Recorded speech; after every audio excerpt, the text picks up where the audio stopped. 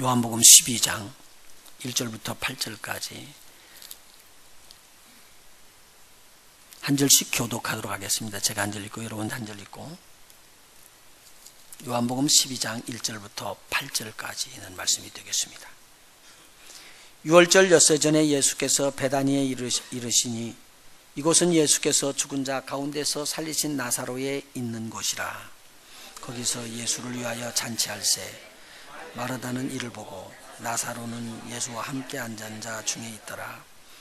마리아는 지극히 비싼 향유 곧 순전한 나드 한 근을 가져다가 예수의 발에 붓고 자기 머리털로 그의 발을 씻으니 향유 냄새가 집에 가득하더라.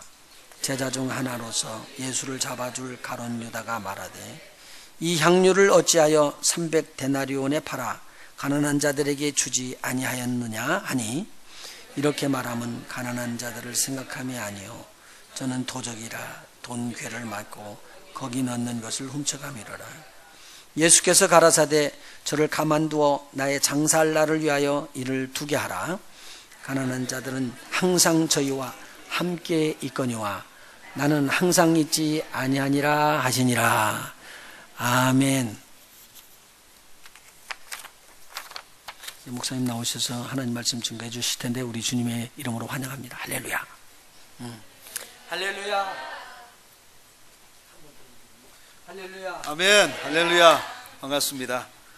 2부 예배는 끝날까지 나올 때까지 기다렸다가 할렐루야 하니까 아멘 하기가 쉬웠는데 뒤통수 보고 할렐루야 하니까 좀 그렇네요. 잠시 우리 기도하겠습니다. 하나님 고맙습니다. 귀한 제단 우리 주님이 함께 하시고 믿음의 사람들을 불러서서 구원받기까지 흡족히 여기시는 우리 하나님의 은혜와 은총이 있는 교회, 하나님의 축복하심을 믿고 감사를 드립니다. 또 종이 이렇게 와서 함께 말씀을 나누고 예배 드릴 때 이 시간이 우리 하나님 앞에 발견되어지는 시간 될 수 있도록 하나님이 도와주시기를 원합니다. 우리는 아무것도 아니로되 예수 그리스도로 말미암아 되어지는 일들을 통해서 우리가 구원받고 또 구원의 날까지 이르러 최선을 다해서 우리가 살아가기를 원하오니 하나님이 함께 하옵소서. 저희들 가정과 생업 위에 주의 놀라운 은혜가 함께 하시기를 원합니다. 주의 말씀은 항상 우리의 가장 가까운 데 있어서 도전받게 하시고 그 도전으로 말미암아 우리가 주님 앞에 승리의 삶을 살아갈 수 있도록 축복하옵소서. 감사하며 예수 이름으로 기도합니다. 아멘.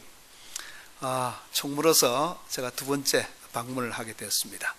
간혹 와서 뵈니까 좋습니다. 자주 오면은 주책이라 그러죠. 다른 말로 이야기하면 주책이 나쁜 이야기가 아닙니다. 주님이 책임지신다 이런 뜻이니까. 그래서 아멘 하시는 분이 많았으면 제가 주책을 자주 질 텐데, 자주 오겠다는 말인데 아멘 하시는 분이 두 분밖에 안 계셔가지고 제가 가끔 가다가 들리도록 하겠습니다. 우리가 예수 믿는 믿음을 소유했기 때문에 우리가 만남이 있고 또 교제가 있습니다. 반가움이 있고, 예수를 믿지 않았다면 딴 동네 살았겠죠. 아마 저는 예수 안 믿었으면 지금 좀 아마 술이 취해가지고 떡이 돼서 아마 벌써 갔을 겁니다. 술을 하도 좋아해가지고 너무너무 술을 많이 먹어가지고 제가 술을 이 알코올 중독자는 아닌데 술을 굉장히 좋아했습니다. 그래서 아마 주님 만나지 못했으면, 거듭나지 못했으면 그 말이 맞습니다. 제가 세례 교인인데도 주일날 교회 나가는 거 안 했거든요. 연말에 크리스마스 시즌 되면은 너무 바빠서 교회 못 나갔어요. 왜냐면 술 마신다고. 그랬는데 제가 거듭나고 난 이후부터 제 삶이 바뀌어서 참 목사가 돼서 여러분 앞에 서게 됐어요. 만약에 제가 목사가 안 됐으면은 신앙 유지하기가 좀 힘들었을 것 같아요. 왜냐하면은 목사기 때문에 애써서 힘써서 지키려고 애를 쓴 것 같는데, 제가 성도가 됐으면 아마 여러분만큼도 못했을지도 몰라요. 목사기 때문에 그 직책을 지키려고 애를 쓰고 하다 보니까 요 정도까지 온 거죠. 그래서 사실 성도들의 삶을 보면은, 신앙을 보면은 저는 참 성도들이 대단하다는 것을 많이 느낍니다. 그래서 참 여러분을 축복하고 또 하나님 앞에 영광 돌리기를 원합니다. 오늘은 그 생활의 목, 믿음의 몫이란 제목을 가지고 같이 은혜 시간을 갖습니다. 오늘 본문 말씀에 보면요, 8절 말씀에 보면은 가난한 자들은 항상 너희와 함께 있거니와 나는 항상 있지 아니하리라. 이 말씀 속에 두 가지로 나눕니다. 우리의 생활의 몫이 있고 믿음의 몫이 있어요. 생활의 몫이 뭐냐 하니까 오늘 먼저 주님이 이야기하신 것처럼 가난한 자들은 항상 너희와 함께 있거니와, 이게 우리의 생활의 몫입니다. 이제 이 이야기의 전개를 보면요, 예수님이 마르다 집에 오셨습니다. 이때는 이제 그 집안에 축제가 있었던 거죠. 그 집안에 죽었다가 살아난 사람 이름 뭐죠? 나는 살아났다. 나사로가 나는 살아났다. 나사로가 살아난 지 얼마 안 됐기 때문에 주님은 그곳에 가면 완전 우상이었습니다. 아니요, 신이지, 하나님이신데 사람들 앞에는 그렇다는 거죠. 그래서 주님이 오시면 뭐 어쩔 줄을 몰랐습니다. 그래서 주님이 전도 여행을 하시면서 그 유다 쪽과 이스라엘 쪽에 두루 다니시면서 항상 그 베다니가 길목에 있어서 베다니에 오셔서 꼭 그 마리아 집에 자주 주무시고 쉬셨다 가시고 그렇게 하셨습니다. 이날도 이제 베다니에 오셔가지고 마리아 집에 들어가셨는데, 그곳에서 이제 갑자기 마리아가, 마르다의 동생 마리아가 옥합을 깨트려서 예수님의, 여기는 이제 발에 붓고 이렇게 돼 있어요. 요한복음에는. 다른 데는 이제 똑같은 성경에는 뭐라냐면은 머리에 붓고 됐습니다. 그래서 성경에 읽다가 이거 틀리구나 이러지 말고 그냥 머리를, 그때 이제 보는 관점에 달랐거든요. 예수님의 온몸에 부었다는 겁니다. 향유를 깨뜨려서 부었는데, 그 장면을 보고 가룟 유다가, 돈괴를 맡은 가룟 유다가 항상 그 돈을 훔쳐가다가 썼습니다. 가룟 유다가 주님의 제자 중에서는 제일 똑똑한 사람입니다. 공부도 많이 하고 아주 열심히 있고 똑똑한 사람인데, 아주 머리가 좋다 보니까, 머리가 나쁜 사람은 계산을 잘 못하기 때문에 동계에 손을 대서 훔쳐가지 못하는데, 머리가 좋다 보니까 요래 맞추고 끼 맞추고 해서 돈을 훔쳐가는 거야. 그래서 머리 좋은 사람이 항상 문제입니다. 저는 머리가 상당히 나빠요. 그래서 가룟 유다가 보니까 이거 잘못된 거 아니냐, 이 나드한 순전한 나두, 아주 좋은 향료 한 병을 깨뜨린 것이 돈이 300데나리로 했는데, 이걸 뭐 누가 이 계산을 했더라고요. 현재식으로 계산을 했는데 몇만 불 정도 되는 겁니다. 굉장히 큰 돈을 깨뜨려서 주님의 머리에서 온몸에 부었습니다. 부었더니만은 그 유다가 하는 말이, 이걸 가난한 자들에게 팔아서 나눠줬으면 좋았을 것을 왜 이리 허비하느냐 하고 나무랐습니다. 그 많은 돈을 돈괴에 넣었으면 자기 목도 좀 돌아올 텐데 너무 아까운 생각이 드는 거예요. 그러니까 주님이 그 말씀을 듣고 오늘 이 8절 말씀을 하시는 겁니다. 굉장히 중요한 말씀입니다. 저도 이 말씀을 굉장히 많이 읽고 이 향유 설교도 많이 하고 했는데, 이 말씀을 지난달에 성경을 읽다가 말씀을 묵상하고 상고를 하게 됐어요. 그래서 저는 그런 이 말씀을 그렇게 받았습니다. 가난한 자들은 항상 너희와 함께 있으리라. 이 말은요, 그 모든 제자들 앞에서 하신 말씀입니다. 가난한 자들은 가난한 자에게 나눠주시면 좋겠다, 좋았을 것을 하고 이야기하니까 아니다. 그것은 너희들이 이 땅에 살아있으니까 너희의 몫이다. 그 다음에 나오는 말씀이 뭐냐니까, 나는 이제 죽는다는 겁니다. 불과 이제 얼마 있지 않아서 주님이 십자가에 못 박혀 죽으시는 것을 아셨기 때문에 주님께서는 이 말씀을 하신 거예요. 나는 이제 간다. 너희들과 함께 없다. 그러니까 이 마리아가 한 일은 나의 죽음을, 장례를 위해서 한 일이다. 그러나 너희들이 염려하는 것처럼 이 향유를 깨뜨려서 나에게 붓지 말고 차라리 그것을 가난한 자에게 나눠주시면 참 좋겠다 하는 것은 너희의 몫이다. 이걸 생활의 몫으로 저도 성경을 읽을 때는 몰라요. 읽다가 위에 토를 적어놨습니다.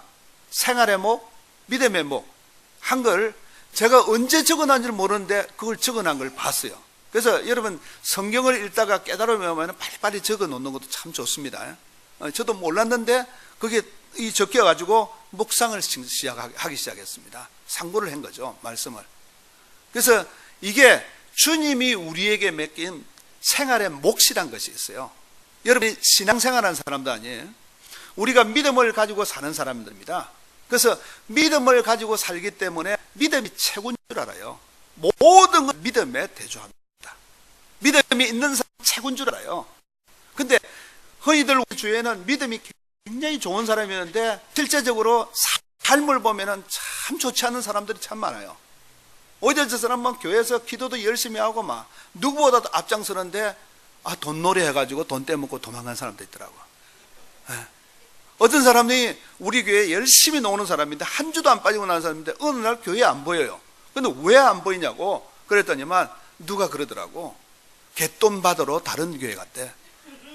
다른 교회 갯돈 오야가 다른 교회 다녔는데 그 갯돈 오야가 돈을 떼먹고 도망을 친 거예요. 그러니까 그 교회 출석을 해서 나타나면 잡겠다는 거죠. 교회는 안 빠져서 다행이지만은 목적이 달라진 거죠. 뭐가 목적? 갯돈 받으러 교회 가는 사람이에요. 주님 앞에 영광 돌리는 일이 없어졌다는 거죠. 이런 일들이 우리 주위에 굉장히 많다는 겁니다. 분명히 믿음의 요소를 가지고 살아가는 것이 우리의 기본적인 삶이다. 여러분이나 저나 믿음 때문에 살아가는 사람들 아닙니까? 그렇죠? 믿음이 뭐냐면 예수 그리스도께서 우리를 위해서 죽으셨다는 거예요. 성경대로 죽으시고 사흘 만에 살아나서 하나님 보좌 우편에 올라가신 것을 믿는 것을 복음이라 그러죠. 고린도전서처럼. 그 복음을 가지고 살아가는 사람이에요. 이 복음이 뭐냐니까 복음은 우리에게 믿는 믿음의 도리를 주는 거예요. 그러니까 우리의 삶 전체의 최고가 믿음이라는 거죠. 그러나 우리에게는요, 두 가지의 몫이 있다는 거죠. 하나는 생활의 몫이 있고 하나는 믿음의 몫이 있습니다. 오늘 이 마리아는요, 지 믿음이든 아니든 어떻든 간에 주님 앞에 옥합을 깨뜨려서 드린 것이 믿음의 몫이었습니다. 그러나 가룟 유다처럼 가난한 자를 돌보자 하는 것도 자기의 생활의 몫이에요. 그러나 주님은 이 생활의 몫은 너희들이 사는 날 동안에 행해라는 거죠. 가난한 자를 잊어버리지 말라는 거예요. 그런 것을 주님 앞에 허비했다 할지라도 그것이 아까운 마음이 든다면 너희들이 가난한 자와 함께 있으니까 가난한 자에게 나누어 줘라. 함께 해라. 이것이 생활의 몫이라는 거죠. 믿음의 몫은 우리가 생각지도 못한 것들을 때로는 깨트려서 주님 앞에 드려야 되는 거예요. 시카고에 어떤 집사님이 있었습니다. 세탁소를 하는 집사님인데 이분이 제가 알기만 해도 하여튼 10여 년 동안을 갖다가 한 12, 13년 정도를 하여튼 가족들끼리 나가서 식사하지 않냐고 그 다음에 자기 양복 한 벌 안 샀답니다. 그동안에 양복 한 벌 안 사고 자기 자식들 좋은 옷 한 번도 사준 적이 없어요. 그런데 이분은 꼭 한 달, 두 달, 한 석 달 정도 되면은 돈을 갖다가 세탁소에 주로 열심히 일하는 겁니다. 사람들 안 쓰고 자기가 힘써서 애를 써가지고 2만 불, 3만 불 모으면은 우리 지방회장이신 김영환 목사님에게 전화를 해가지고 테이프를 듣고 은혜를 받은 거예요. 목사님 설교에. 그래서 그날부터 돈을 모아가지고 꼭 성경음을 주는 겁니다. 그래서 우리 그 구소련권의 선교가 그분에 주신 그 성경음이 굉장히 많이 갔어요. 굉장히 많이 가서 사용했는데 이분이 그렇게 돈을 모아가지고 하나님 앞에 드리는 거예요. 네. 그분은 최선을 다해서 생활했습니다. 먹는 것 안 먹고 입는 것 안 입고 돈을 모았어요. 왜? 믿음의 몫이 있었어. 이분은 하나님에게 드리는 믿음의 몫이 있었다는 거죠. 그러면 믿음의 몫은 반드시 뭐가 따라오니까 생활의 몫이 따라오더라는 겁니다. 나의 생활의 몫을 포기하지 않냐면 믿음의 몫이 이루어지지 않는 거죠. 그래서 행함이 없는 믿음은 야고보서에 죽은 것이다 그랬다고. 그래서 생활의 몫 자체가 뭐냐니까 우리 실제적으로 믿음의 몫의 걸음이 되는 겁니다. 여러분 우리 박사모니 목사님이 참 올 때마다 보면은 옛날부터 보면은요 성경 공부 진짜 열심히 하는 거예요. 전 교회 성경 공부를 하여튼 우리 지방 교회에서는 가장 성경 공부가 많아요. 반이 막 최선을 다해서 하는 거야. 막 머리가 벗겨질도록 막 열심히 애를 써서 그렇게 하는 겁니다. 저도요 제일 처음에 저는 원래 고신파의, 한국의 고신파의 세례교인이었습니다. 고신파의 세례교인이었는데 주님 전에 몰랐습니다. 세례교인이었지만 주님이 그때 오셨으면은 저는 절대 구원받지 못하고 지옥 아래목으로 갑니다. 왜냐니까 안 믿었으니까. 나는 세례까지 받은 세례교인이지만 주님 전에 안 믿었습니다. 예수 이야기만 들었지 그냥 나가서 예배드리는 모양만 알았지 예수 안 믿었어요. 근데 제가 사업 때문에 미국 와가지고 아가페 교회에 간 거예요. 제가 미국 올 때요 밤새도록 얼마나 술을 먹고 왔으면은 LA 노스웨스트 에어라인을 타고 왔는데 LA 국제공항에 내렸는데요. 이미그레이션 통과할 때 술이 안 깨갖고 이렇게 또 성성했다. 너 어떻게 왔느냐? 나 사업하러 왔다. 이러면서 그냥 도장 꾹 찍어주고 나왔어요. 그렇게 술로서 이 땅에 와가지고 제일 처음에 땅에 발걸음을 딱 딛는 데가 아가페 교회입니다. 우리 형님이 사업하다가 아가페 교회로 잠시 들른 거예요. 그래가지고 픽업을 해갖고 데려간 데가 아가페 교회예요. 그곳에서 거듭이 난 겁니다. 네, 그냥 거듭난 거 아니야. 미친놈들만 모였어 거기에. 다 미쳤어. 예배를 들고 갔는데 막 사랑하기 원합니다 찬송 있잖아요. 그걸 하면 옆에 사람들 다 일어나서 손잡고 찬송을 하는데 반지 낀 사람이 옆에 딱 붙은 거야. 이 사람이 사랑하기 원합니다 하면은 막 그냥 손을 꽉 잡는데 막 저는 은혜를 받아서 한 게 아니라 아파서 울었어. 아파서. 그런데 막 통성기도 하면은 다 미쳐서 막 과음 있는 대로 지르고 야 이거 내가 잘못 왔구나. 그러면서 거듭이 난 거야. 주님을 만난 거예요. 살아계신 주님을 만난 거예요. 그날로 제 생활이 전부 다 바뀐 겁니다. 목사가 될 줄 꿈에도 몰라요. 저는 제 친구들을 전부 다 교회 다니는 애들 꼬시고 내가지고요 술 가르치고 담배 피고 다 타락시켰거든요. 근데 제가 거듭나서 한국에 딱 나가니까요 애들이 이해가 안 가는 거예요. 3개월 동안 같이 있다가 들어오는데 3개월 동안 한 놈도 안 믿다가 마지막 날 공항에 따라 놓은 그 친구만 믿는 거야. 야 네가 변하기는 변했다는 거야. 그날부터 애들이 전도를 받고 우리 친구 중에서 목사 된 애들이 있습니다. 열심히 예수를 믿던 애 타락시킨 애가 다시 예수를 믿게 돼갖고 목사, 집내계 목사가 됐어요. 참 재밌죠. 네. 이게 그날 이후로부터 제 삶 속에는 뭐가 있냐니까 생활의 몫이 있고 믿음의 몫이 있는 겁니다. 제 성경책에는요 새로 살 때마다 항상 맨 앞쪽에 보면은 글을 씁니다. 옆으로 쓰면은 글씨를 더 못 쓰고 아래로 쓰면 글씨를 조금 더 잘 써요. 제가 저는 참 글씨를 못 씁니다. 근데 밑으로 쓰면은 폼 잡고 좀 이쁘게 쓰는데 세 가지를 꼭 써놓은 게 있습니다. 하나는 뭐냐니까 은사는 사명을 찾아도 지식은 뭘 찾아요? 직업을 찾는다. 내가 성경 지식을 가지고 있으면은 내가 직업의 사람이 되는 거예요. 목사도 지식적으로 아는 사람은 굉장히 많습니다. 어떤 목사님이 아주 유명한 지금 연세가 굉장히 많으신 목사입니다. 비읍 목사님이라고 가장 현존하는데 가장 오래 사시는 목사님 중에 한 분입니다. 그분이 한 번은 샬롯에 제가 목회하는데 부흥회로 오신 거예요. 오셔가지고 물과 성령으로 거듭난 걸 목사들도 너무 모르고 성도들이 너무 모른대. 그러면서 오늘 물과 성령으로 거듭난 걸 확실히 가르쳐 주겠대. 그러면서 하신 말씀이 물로 거듭났다는 것은 아기가 엄마 뱃속에 어디에 있어요? 양수 속에. 양수가 뭡니까? 물이잖아요. 물 주문이 아니에요. 그 속에 있다가 태어났기 때문에 사람은 태어나면 다 물로 거듭났대. 맞습니까? 잘 모르겠어요? 틀린 겁니다. 아무리 유명한 목사님이라도 틀린 거예요. 성경에 전혀 없는 이야기입니다. 성경은 물을 뭐라니까? 말씀이라 그랬다고. 하나님의 말씀으로 거듭난 거랬는데 그렇게 이야기하는 거예요. 성령으로 거듭난 사람은 예수만 믿기만 하면 전부 다 성령으로 거듭났대. 틀립니까? 맞습니까? 맞습니다, 여러분. 그건 맞아요. 그런데 근본이 달라진 거예요. 뭐가 다르냐면은 우리가 예수를 믿으면은 예수님이 나의 주십니다 하면은 누가 오세요? 어째? 성령님이 오셔서. 성령님이 오셔서 뭘 해요? 성령님이 오셔서 하시는 일이 예수를 증거해 주는 거예요. 의에 대해서, 죄에 대해서, 심판에 대해서 세 가지를 증명해 주는 거예요. 그러니까 의가 뭐냐니까 우리가 죄가 뭐냐면은 예수를 믿지 않는 것이 죄고, 의란 것은 뭐냐니까 예수님이 이 땅에 죄인으로 죽으셨지만 하나님이 그를 끌어올려서 하늘로 올렸었다는 거예요. 그게 의다 그랬다고요. 다시 말해서 인간은 죄로 이야기할지라도 성령이 오셔서 그는 의인이라는 거예요. 죄인이 아니다는 거죠. 그가 하나님에 올라가셨다는 겁니다. 다시는 죽지 않냐고, 무덤 속에 머물지 않냐고 올라가셨다는 거예요. 성령님이 오셔서 가르쳐 주는 거예요. 다시 말해서 우리가 예수님이 나의 주십니다 하고 믿으면 성령이 오셔서 뭐라고 이야기하셨습니까? 네가 믿는 예수가 진짜 예수다. 그러면서 어떤 일이 일어나요?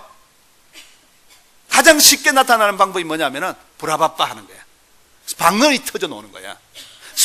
다시 말해서 성령의 은사가, 성령이 오신 증거가, 예수를 믿으면은 믿는 사람에게는 성령이 오시는 거예요.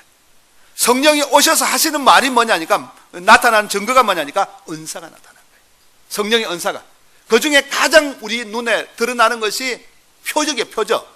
그러니까 이 방언을 하게 되면 사람들이 보이잖아요. 그 다음에 예언이 있습니다. 예언. 이는 각가지 성령의 은사가 나타남으로 말미암아 누구든지 성령을 받으면요, 누구든지 예수를 믿은 사람은 성령의 은사가 한 가지 이상 나타나게 되어 있습니다. 안 나타난 것은 가짜죠. 성령이 오셨다는 증거가 나타남으로 네가 믿는 예수가 참이다는 것을 알려주는 거예요. 네. 그래서 우리의 삶이 그렇게 변하는 거예요. 자, 변화된 이후로부터 이제 우리가 모여서 예배를 드리는 거예요. 그래서 성령의 은사가 나에게 오면은 성령의 은사로 말미암아 하는 일이 뭐냐니까 사명이 되는 거예요. 사명. 사역의 일들이 되는 거죠. 그래서 은사는 사명을 찾고, 그 다음에 지식을 가지고 있으면은 아까 그 목사님처럼 이상한 소리 한다니까. 분명히 강대상에서 목사님이 복음을 전하는데 성령하고는 전혀 디프런 이야기를 하는 거예요. 자기의 지식만 전하게 되는 거예요. 이게 제일 무서운 거예요. 옛날에 지미 수혜관 목사님 여러분 혹시 아세요? 네. 옛날에 그 텔레비전 미니스터로서 유명한 목사님, 요즘도 복음 전해요. 나이가 많은데 늙으셨지만은, 그분이 옛날에 한참 강하게 메시지 전할 때 하신 말씀이 이겁니다. 당신네들이 교회에서 당신의 영이 죽는 것을 보면 빨리 그 교회를 나오라. 당신이 영이 사는 교회를 옮겨라. 교회란 것이 뭐냐니까 믿음의 사람들이 모이지만은, 믿음의 사람들이 모인 자체가 영이 살아있는 사람들이 모여야 돼. 여러분의 영을 끼울 수 있는 교회를 가야 된다는 거죠. 그 목사님이 그 당시에 그랬어요. 80년대 초에.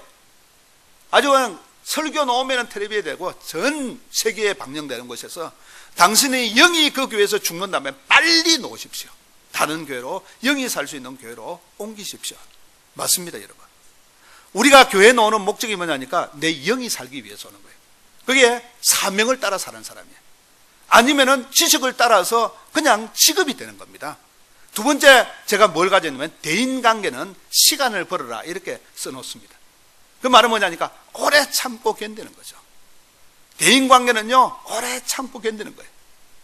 내 것을 내세우기 시작하면 대인관계 깨집니다. 친구도요, 내 좋은 친구는 뭔가 내가 그들을 위해서 해주고 있을 때에 좋은 친구가 됩니다.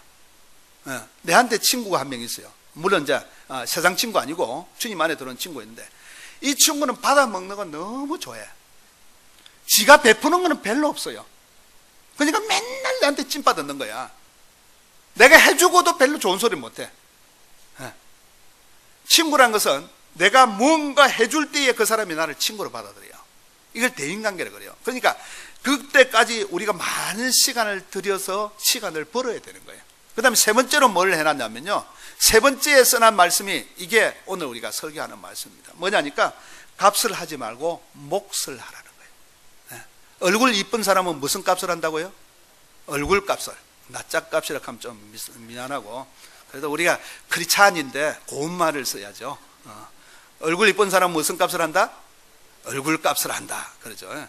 재주가 많은 사람은 재주 값을 합니다. 나쁜 뜻으로 뜨면은 그렇게 하는 거죠. 그러나 우리가 값을 하는 사람은 내 것을 나타내는 거예요. 근데 몫을 하는 사람들 어떤 사람이에요? 여러 사람이 있는 가운데 이 사람들이 자기의 몫을 해낼 때에 그룹이 이루어지는 거예요. 그래서 교회는요, 똑똑한 사람, 잘난 사람이 있는 것이 아니라 다 동일하게 내려놓고 우리가 함께 몫을 해 나가는 사람이에요. 오늘 그 지휘하는데 제가 옆에서 봤어요. 제가 아는 LA 어떤 교회는요, 지휘자 따로, 성가대 따로입니다. 다시 말해, 지휘자는 열심히 막 보고 막 이거 하라고 막 이러는데 성도들은 전부 딴 거 보는 거야. 지휘자 한 번도 안 봐. 이것만 보고 하는 거야. 그거 맞는 게 하나도 없어. 근데 이는 막 전부 사람들이 지휘자한테 눈이 꽂혀 있어. 이러니까 안 하고 막 전부 다 열심을 다하는 거예요. 지휘자는 지휘자의 몫을 하더라고요. 성가대는 쫙 서가지고 전부 다 지휘자를 보면서 지휘자의 몫을 하는데 따라서 자기의 몫을 해나가는 거예요. 그러니까 음이 고루고루 이쁘게 잘 나오고 맞는 거예요. 이게 참 잘하는 겁니다. 여러분의 몫을 다 한 거예요. 이런 것들이 우리의 몫을 하는 거예요. 여러분도 성도로서의 자리에서 자기의 몫을 해 나가야 되는 거예요. 그래서 주님이 오늘 우리의 생활의 몫도 있지만은 믿음의 몫도 있다. 두 개 같이 나가라. 가난한 자들은 너희와 함께 있거니와 하는 것은 가난한 자를 돌보란 말이지 가난한 자를 팽개치란 말이 아니에요. 주님 앞에 허비된 이 옷값 하나가 그렇게 많은 돈을 허비했다 할지라도 그것은 그거로서 주님 앞에 영광의 믿음의 몫이 됐지만은 너희들이 염려하는 가난한 자를 위해서 나눠주는 일은 너희들이 살아있으니까 우리의 살아 생전에 또 내가 그렇게 보일 때에 너희들이 행하라. 이건 너희의 생활의 몫이라는 거죠. 때때로 우리가요 생활의 몫을 하는 동안에 주님이 요구할 때가 있습니다. 그때는 믿음의 몫에 나를 투자해 나가야 되는 것입니다. 누가복음 10장에 보면요 하루는 그때는 주님이 이제 나사로도 살리기 전이에요. 이렇게 주님이 여행을 하다 보니까 베다니에 도착을 했습니다. 베다니에 도착했는데 마르다가 주님의 이야기를 듣고 가가지고 예수님을 집에 초빙했습니다. 우리 집에 오셔서 쉬었다 가시죠. 그래서 주님이 갈 때마다 베다니에 들러서 그 집에 음식 식사도 하고 쉬었다 가시는데 마르다가 그때 이제 처음으로 이제 이렇게 하신 거예요. 해가지고 주님을 집에다 모셨습니다. 그리고 마르다는 열심히 부엌에서 일을 하고 주님을 모시기 위해서 동분서주하는 겁니다. 근데 하나밖에 없는 여동생 이름이 뭐라고요? 마리아. 그러니까 마리아다. 그 마리아가 주님의 발치에 딱 앉아가지고 누구나 안 하고 싶어서 그러겠어. 근데 발치에 딱 앉아가지고 주님이 이야기하는 거 다 듣고 있는 거야. 주님이 막 이야기 열심히 하면 침도 튀어나올 거고 요래가 다 받아먹고 있는 거예요. 그러니까 마르다가 짜증이 날 거 아닙니까? 사실 교회에서요 시험 받는 사람은 아무것도 안 하는 사람은 시험 절대 안 옵니다. 나는 교회에서 시험 안 받아 이런 사람은 일 안 하는 사람이야. 자랑할 거 하나도 없어요. 일을 열심히 하는 사람은 시험을 많이 받아. 왜냐하면 열심히 일하는 사람이 꼭 보이는 게 안 하는 게 보이거든요. 그러니까 아니 저거는 뭐 저러고 있어. 어떻게 아느냐? 내가 그렇게 해봤거든. 저는 모든 일에 열심히 하는 사람입니다. 머리가 휘날리도록 열심히 하다 보니까 머리가 빠진 거지 뭐. 그렇게 하다 보니까 안 하는 사람 보면 아주 막 꼴이 보기 싫어. 그러면 그냥 이거잖아요. 그냥 내가 내 스스로 시험 던다니까. 열심히 하는 거예요. 마르다가 그렇게 열심히 합니다. 오늘 본문 말씀에 보면요 본문에도 마찬가지입니다. 거기에서 예수를 위하여 잔치할세 마르다는 일을 보고, 그러니까 마르다의 모든 행위가 일상적인 행위, 그의 행위의 몫이 뭐냐니까 열심히 일하는 거야. 대신 마리아는 뭘요? 마리아는 여전히 지 좋아하는 것만 붙어 앉아서 하는 거 아무것도 안 하고. 그러니까 믿음의 몫을 해낸 겁니다. 우리가 사람은 다 달라요. 이런 사람이 있고 저런 사람이 있습니다. 열심히 일하는 사람이 있는가 하면 그렇지 못한 사람이죠. 언젠가는 한 번 쓰이면 돼. 마리아가 그렇게 했지만은 언니한테 구박도 받고 천대도 받았지만은 그러나 지 좋은 것을 택해서 주님 앞에 있다가 감동을 받아서 자기의 시집갈 미천입니다. 그걸 깬 거예요. 나는 시집 안 가겠다는 거죠. 주님을 위해서 깨뜨린 거예요. 그렇다고 주님과 결혼할 수 있어요? 못하는 겁니다. 그런데 깨뜨려서 드렸어요. 그게 믿음의 몫을 한 겁니다. 그러나 실제로 두 사람의 삶을 들여다보면요, 그 이제 앞에 보면은 11장에 뭐가 나오냐면은 나사로가 죽은 사건이 나옵니다. 나사로의 죽은 사건에서요 마르다의 믿음과 마리아의 믿음을 우리가 볼 수 있어야 돼요.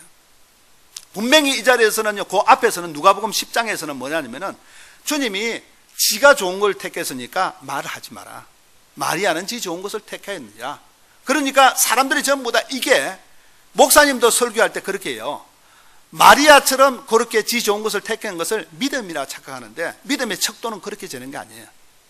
두 사람의 모습이 11장에 어떻게 나타나면은, 오레비가 죽었다는 이야기를 듣고 주님이 나흘 동안, 사흘 동안 머물다가 오는 동안에 하루가 더 지나서 나흘이 되었습니다. 그때 주님이 오신 거예요. 그 이야기를 듣고 제일 먼저 뛰어나간 사람이 마르다죠. 마르다. 네. 항상 그냥 땅이 마르도록 다녀서 마르다야. 그래가지고 뛰어나가서 주님을 만났습니다. 그래서 주님을 만나고 대화를 나누는데요, 굉장히 깊은 대화를 나눕니다. 그 말씀이 11장에 있는데 제가 조금 이해하기 쉽게 읽어드리겠습니다. 요한복음 11장에 보면요, 21절 보니까 마르다가 예수께 여짜되 주께서 여기 계셨다면 내 오라버니가 죽지 아니하였겠나이다 하고 이야기했다면, 예수님이 하신 말씀이 그 다음에 이제, 그러나 나는 이제라도 주께서 무엇을 하시는지 하나님께 구하는 것을 하나님이 주실 줄 아나이다. 믿음이 있죠? 네? 말했던 믿음이 보통 아닙니다. 열심히 일을 하고요, 바쁘게 돌아다니고 불평도 했지만은 믿음은 있는 사람입니다. 무엇이든지 구하는 것을 하나님이 주실 줄 믿나이다. 끝났고 23절에 보니까 예수께서 내 오라버니가 다시 살리라 그랬습니다.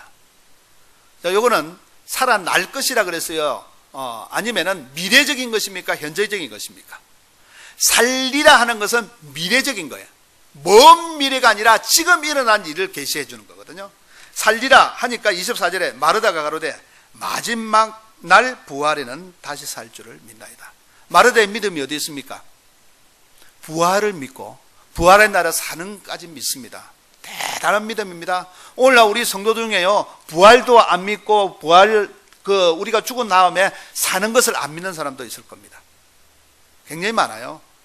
네. 거듭나지 못한 사람들은요, 아직까지 주님께 비침을 받지, 성령으로 비침을 받지 못한 사람은 안 믿는 사람 굉장히 많습니다. 마리아는요, 마르다는 믿음이 있는 사람입니다. 그랬더만은 25절에 보니까 예수께서 가라사대 나는 부활이요 생명이니 나를 믿는 자는 죽어도 살겠고 무릇 살아서 나를 믿는 자는 영원히 죽지 아니하리니 이것을 내가 믿느냐 그랬습니다.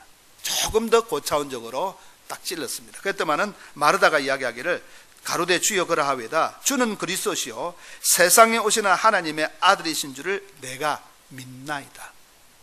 현실적인 믿음도 가지고 있습니다. 네.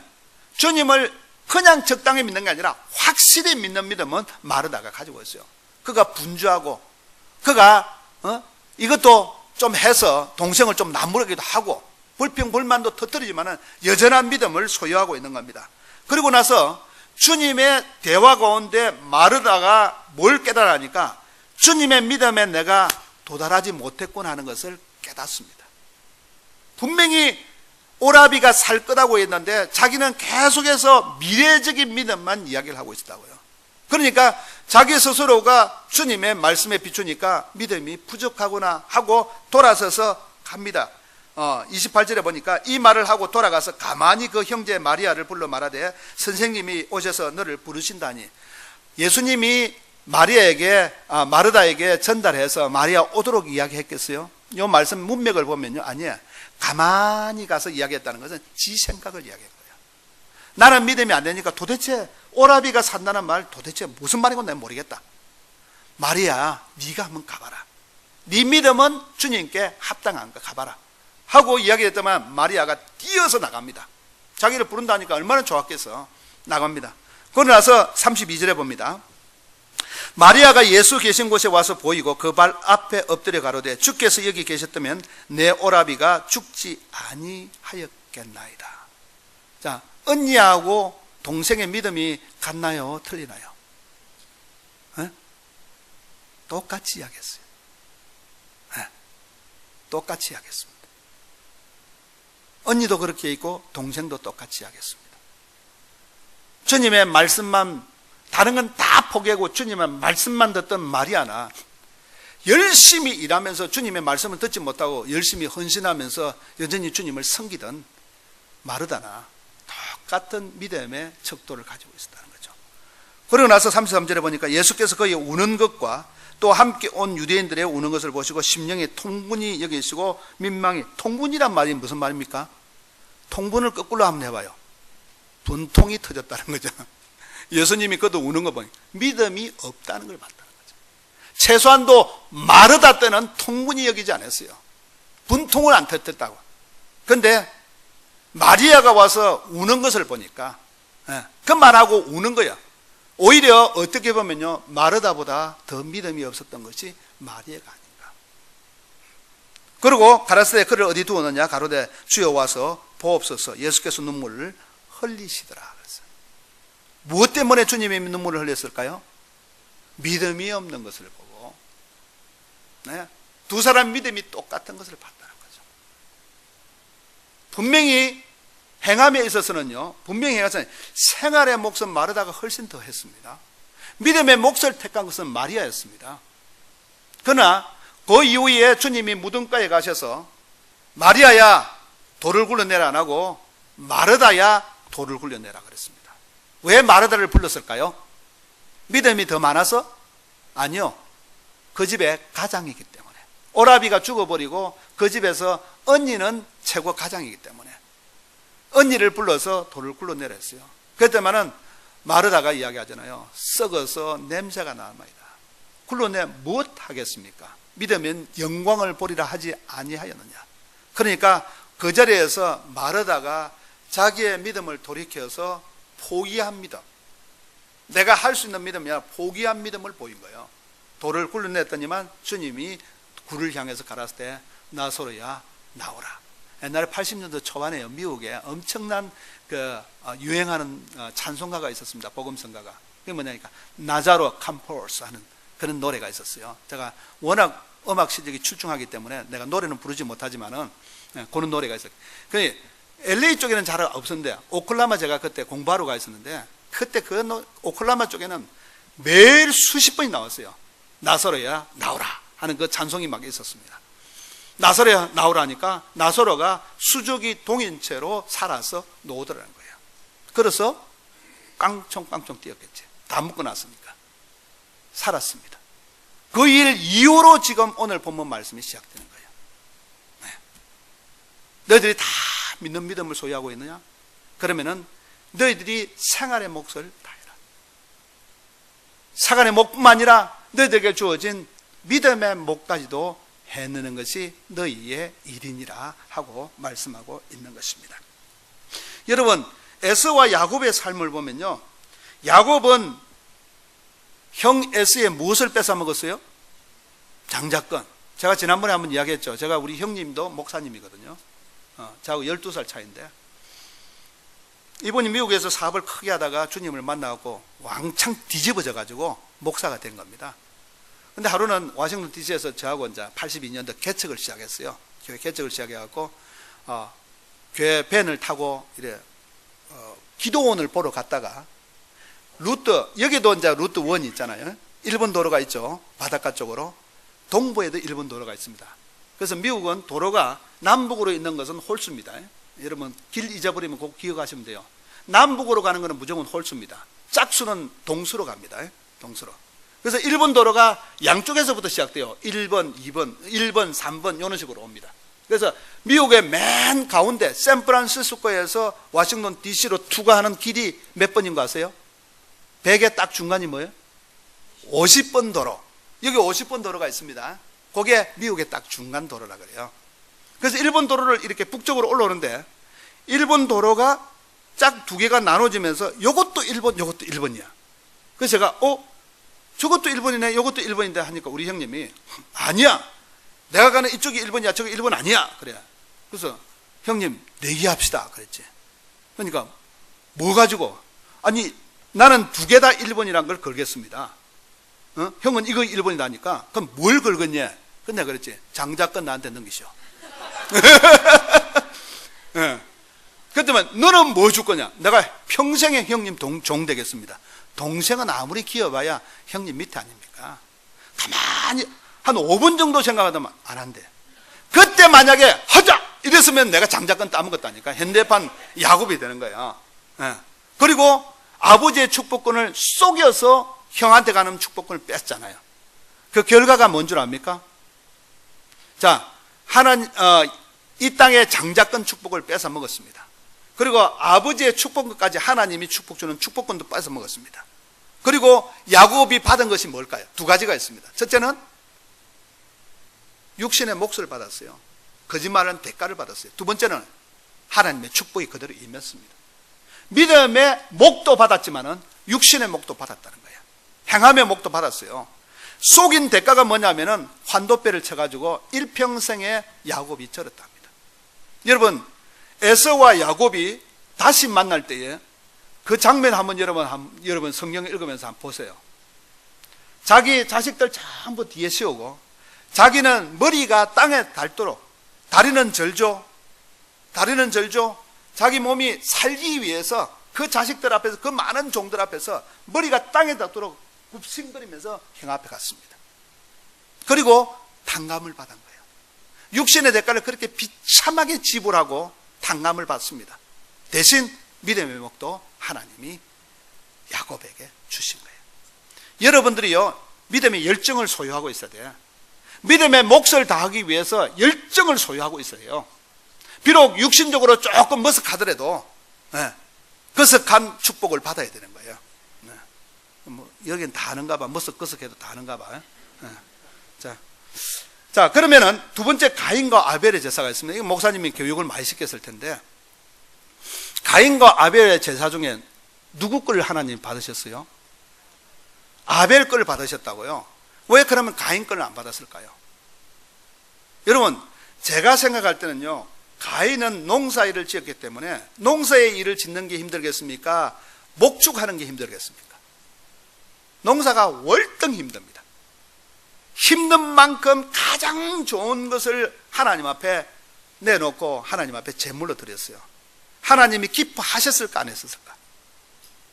기뻐하시다고요. 네? 분명히 하나님이 기뻐하시는 거예요. 그런데 가인의 제물을 안 받았어요.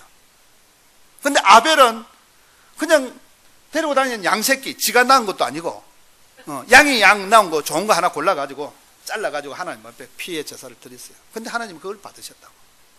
성경을 제일 처음에 제가 이제 성경 읽기 시작하면서 보니까 이거 아리송해. 왜 하나님이 이렇게 최선을 다한 것은 하나님이 안 받으셨을까? 근데 아무 노력 없이 남의 생명 드린 것 하나님이 왜 받으셨을까? 가인은 하나님, 내가 이렇게 애를 쓰고 힘써서 내가 만든 것을 하나님 앞에 드립니다고 드렸지만은, 아벨은 할 수 있는 것이 하나도 없었기 때문에 하나님 앞에 그냥 의로 드렸습니다.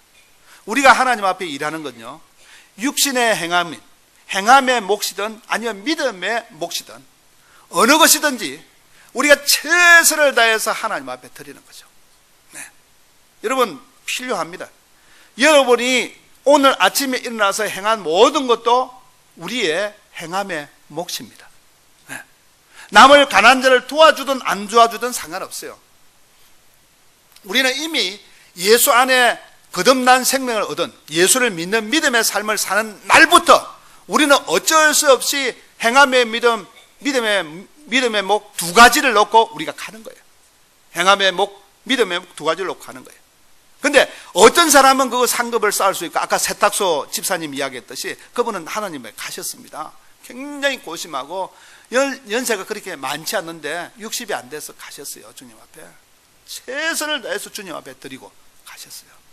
그러면 이분은 왜 하나님 축복 주셔서 더 오래 살도록 왜 안 했을까? 그게 여러분이, 우리 목사님이 지금 열왕기 상하 다 하고 지금 역대하 들어간다는데, 역대하 쪽을 통해서 이렇게 보시면은 여러분 또 알 수가 있습니다. 역대하는 역대 왕들 중에 좋은 절만 추려가지고 해놓은 것이 역대하고, 열왕기 상하는 이스라엘 나쁜 왕, 그 다음에 유다의 좋은 왕 다 합해서 이렇게 해놨습니다. 열왕들의 이야기를 해놨는데, 그걸 읽어보다가 깜짝 놀란 거예요. 어떤 왕은요, 주님 앞에 정말 신실히, 머나센가 신실히 행하는데 41살까지 살고 왕노릇 또 몇 년 못하고 그냥 죽었어요. 하나님 앞에 그렇게 아름답게 했는데, 근데 머나세가 하나님 앞에 악하게 하다가 돌아온 사람이죠. 그런 사람은요 51년 동안을 왕노릇 합니다. 78세까지 살아가요. 그래서 성경을 역대 왕들 다시 한번 조명을 하다 보니까요, 사람이 오래 살고 왕권을 많이 누린다고 그것은 복하는 거 아니에요. 오히려 물질 때문에, 오히려 권세 때문에, 권력 때문에 하나님을 완전 외면하는 왕들이 너무 많다는 거죠. 아픔과 고통이 왔을 때 빨리 깨닫고 돌아오는 왕이 있다면 더 악하게 나가는 왕들이 있더라고요.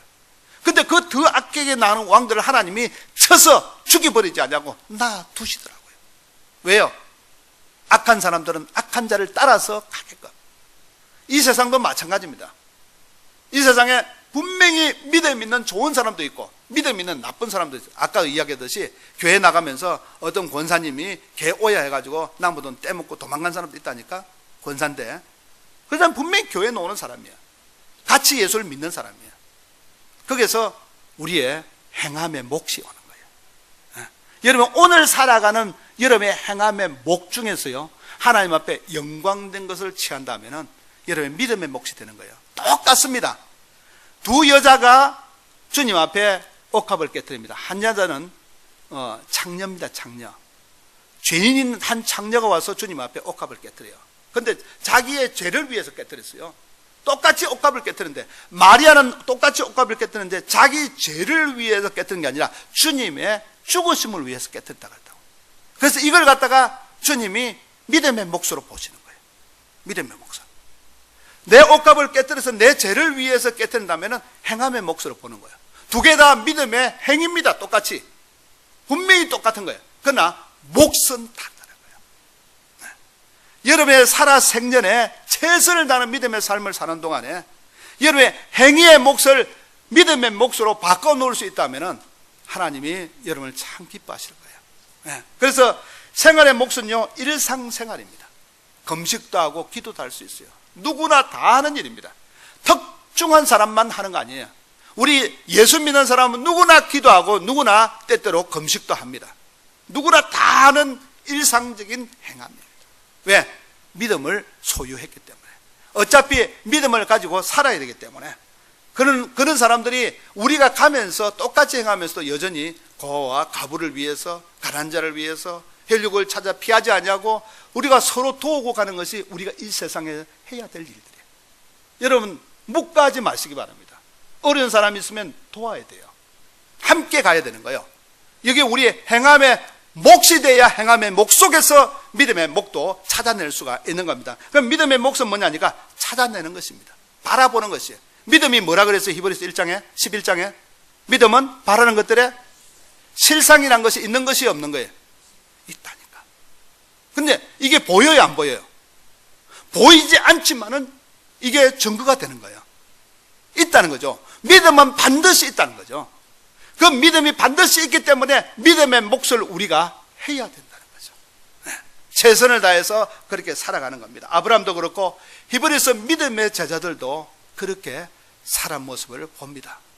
여러분, 뭐 골프도 치도 좋고요, 볼링을 해도 좋고요, 뭘 해도 좋아요. 성도들에게 아니 주일날 어쩌다가 한번 빼먹고 크루즈 타도 괜찮아요. 어쩌다가 빼먹고 놀러가도 괜찮아요. 그러나 일평생에 그게 질이 되면 안 돼요. 옛날에 그 오렌지 카운티에 강서 냉동을 하던 우리 형제님이 한 분 있었는데, 이분이 주님이 살아계신 걸 보고 막 귀신 쫓겨나고 막 하는 걸 보고 무서워하면서 주님을 이렇게 조심스럽게 믿는 거예요. 술도 좋아하고 그런 거예요. 근데 하루는 친구들이 배 타고 고기 잡으러 가자 하니까 아니야, 난 주일날 교회 가야 돼. 안 갔어요. 근데 친구들 하도 관건해가지고 이렇게 갔단 말이에요. 배 타고 롱비치 부둣가에서 배를 타고 고기 잡으러 나가는데 하나님이 가만히 놔두겠어, 안 놔두겠어요? 그게 우리 통상적인 이념이다. 가만히 놔둬요. 근데 그거 상관없어. 하나님은 그렇다고 해서 다리 몽대를 분지르면 우리는 이 자리에 전부 다 목발 짚고 놓은 사람밖에 없어요. 전혀 아니야. 그건 하나님하고 상관없는 일이야.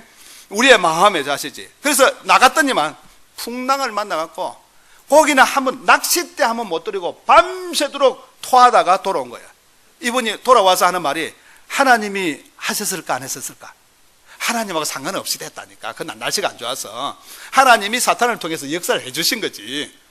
그렇게 해갖고 돌아와갖고 이분이 다음 주 날씨가 좋다니까 아니야, 나는 안 가. 내가 갔더니만 하나님이 봐, 날 가만히 놔두나. 그래갖고 안 간 거예요. 그래서 하도 친구들이 감고 나니까 석주째에 간 거예요. 근데 날씨가 좋았을까 나빴을까? 통상적으로 우리가 그렇게 생각하는데 너무 날씨가 좋은 거야. 고기를 엄청 잡았어. 그 다음 주에 또 갔어. 그 다음 주에 너무 좋아가지고 고기도 너무 많이 잡아갖고 회도 좋아하니까 그 다음 주에 세 번째 주에 또 갔어. 세 줄은 내리빠지는 거야. 그 다음부터 신앙이 곤두박질 치기 시작하는데 가서 신방 가서 끄집고 나왔다니까. 그 정도로 신앙이 곤두박질. 이제 나도 하나님이 아무 말도 안 하는구나. 아니, 첫 번째도 풍랑 있었을 때도 하나님이 아무 말도 안 하셨고 두 번째 좋았을 때도 아무 말도 안 하신 거야. 우리가 선택한 거니까. 이게 우리 생활의 몫이에요. 똑같은 고기로 잡으러 가든 안 가든 우리의 몫이야. 우리의 생활의 몫. 그 생활의 몫을 제가 포기하고 주님 앞에 드릴 수 있는 자가 바로 가난한 자들이 우리와 함께 있는 자들이에요. 할렐루야. 그래서 여러분 놀러 가는 건 너무 좋아하고 주일날 한 번 빠지면 재미있어요. 시험 삼아 한번 해볼 사람 손 들어 보시기 바랍니다. 절대로 하지 마시기 바랍니다. 저 뒤에 한 번 더 쓰셨는데 하지 마세요. 네. 재밌을 것 같아. 크루즈 타면 엇가대 한번 갈 수 있어요. 그러나 그걸 하게 되면 우리가 빠져버려요. 여러분 세상이 가깝습니까? 믿음이 가깝습니까? 세상이 훨씬 가깝습니다. 믿음은 어디 있어요? 찾는 거다 그랬잖아. 우리의 믿음의 몫은 찾는 거예요. 어디 있으니까? 보이지 않는 것이기 때문에. 그러나 보이지 않는 것이지만 있기 때문에 찾아 나가는 거예요. 믿음의 몫을 우리가 같이 하는 거예요. 지금 우리가 오늘 살아가면서 여러분 헌신하는 것도 믿음의 몫을 찾기 위해서 생활의 몫도 아울러 해나가는 거예요. 최선을 다해서 우리가 주일 성수하고 가능하면 새벽 예배도 나오고 가능하면 수요 예배도 나오고 그렇게 하는 거예요. 그래 시간 나면은 골프도 한번 치고. 나는 골프 안 쳐요. 한번 딱 쳐봤는데 억지로 한 번도 이거 필드 나가고 안 해보고 어떤 친구한테 끌려가가지고 아틀란타 갔다가 양복 입은 채로 옷도레만 벗고 와이사스에 티셔츠 하나 입고 신발도 운동화 하나 끄집어 신고 쳤는데 놀라지 마시라. 제가 첫 타에 골프 모르는 사람 모르는데 첫 타에 5번에 홀에 집어넣었어요. 잘했다 그러더라고. 두 번째 홀에 2번 받쳤어요. 세 번째 홀에 또 2번 받쳤어요. 골프 한 번 다쳤다니까. 필드에 나가서 휘둘러 보지도 않았다니까. 근데 네 번째 홀에 또 이걸 또 2번 쳤어요. 2번이 우리 박 목사님 모르죠? 알아요? 그 숫자만큼 치 넣는 거예요. 그러니까 얘가 완전 골프를 굉장히 잘 치는데 깜짝 놀란 거야. 목사님 천재입니다. 그러면 이제부터 내가 천재니까 골프 해야 되겠네. 아이고 참 큰일 난다니까. 한 번 가고 두 번 가면 어떻게 돼요? 옛날에 그런 말 있잖아요. 한 번 보고 두 번 보고 자꾸만 보고 싶네. 그런 것 아니까. 그래서 우리는 믿음의 선택권을 내가 믿음의 행위로서 해나가면은 하나님의 믿음의 몫도 아울러 허락하시는 거예요. 여러분 믿음의 몫을 잘 해서 정말 주님이 잘해도 칭송받는 여러분 되길 예수님은 축원합니다. 기도하겠습니다. 우리 하나님 고맙습니다. 정말 찬양을 드리고 영광을 돌립니다. 우리는 여전히 부족한 것밖에 없지만 내가 믿음을 선택하는 순간부터 주님이 우리를 도우시고 인도하시고 섭리하셔서 우리에게 가장 좋은 선한 일들을 우리에게 알리시며 이루어 주시는 것을 믿고 감사합니다. 우리가 여전히 부족한 가운데 있지만은 우리 주를 의지하고 나갈 때마다 하나님의 믿음의 몫까지 감당해낼 수 있는 하나님의 사람이 되게 하옵소서. 이를 위해서 우리의 행함의 몫도 애써서 행할 수 있는 저희들 되게 하셔서 주님이 원하실 그때에 아버지 하나님 마리아처럼 믿음의 몫도 아울러 해낼 수 있는 하나님의 자녀 되게 하옵소서. 예수 이름으로 기도합니다. 아멘.